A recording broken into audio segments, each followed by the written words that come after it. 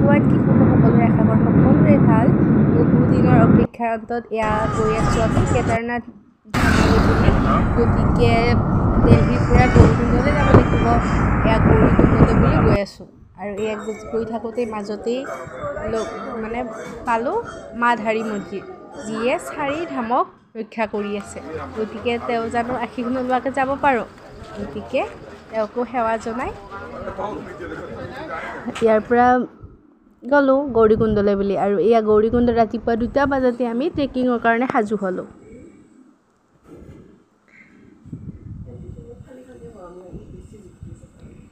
বহুদিনীয়া সপোন আৰু আশা বুকুত বান্ধি আজি কেদাৰনাথ ধামলৈ বুলি যাত্ৰা আৰম্ভ কৰিছোঁ।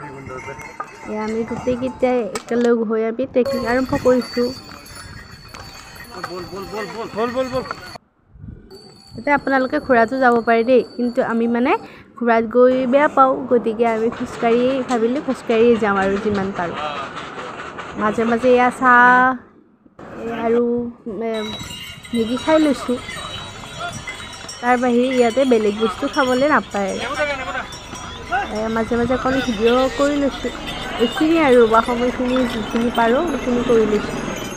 আকৌ যাবও লাগে নহয়।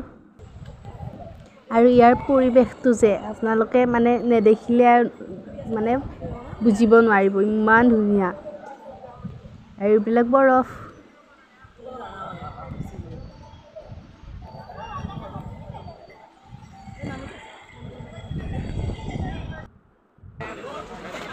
ইমান দিনৰ আশা আছিলে যে কেদাৰনাথ বাবাক এবাৰ হ'লেও যাম তাৰমানে। আৰু এয়া 22 কিলোমিটাৰ খোজকাঢ়ি আহি এয়া দেখিছোঁ আৰু অকণমানকৈ। তেতিয়া যে কেনেকুৱা শান্তি লাগিছিল আপোনালোকক বুজাব নোৱাৰিম। ইয়াতকৈ ডাঙৰ সুখ আৰু জীৱনত একো থাকিব নোৱাৰে। 22 কিলোমিটাৰ খোজকাঢ়ি এইখিনি অৱস্থান পাবলৈ কিমান যে কষ্ট হৈছিল, সেই কষ্ট ইয়াক দেখাৰ লগে লগে পাহৰি যোৱা আৰু বুজাব নোৱাৰা সকলোৰে মনৰ আশাবোৰ পূৰণ হওক তাৰে কামনাৰে। ভিডিঅ'ছবোৰ চাব আৰু নতুন নতুন ভিডিঅ' আহি আছে। আৰু আমাৰ ৰুমৰ পৰাই বাবাক ধুনীয়াকৈ দেখিবলৈ পোৱা যায়।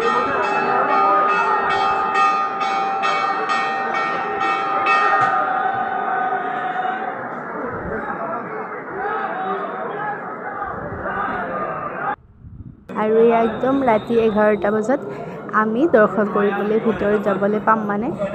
সেয়ে আমি সাজু হৈ লৈছোঁ। আৰু ভিডিঅ' কৰিব নোৱাৰি কাৰণে ভিডিঅ' কৰিবলৈ নহ'ল। গতিকে ভিডিঅ'টো শেষলৈকে চাব। আজিলৈ ইমানেই, বাই বাই।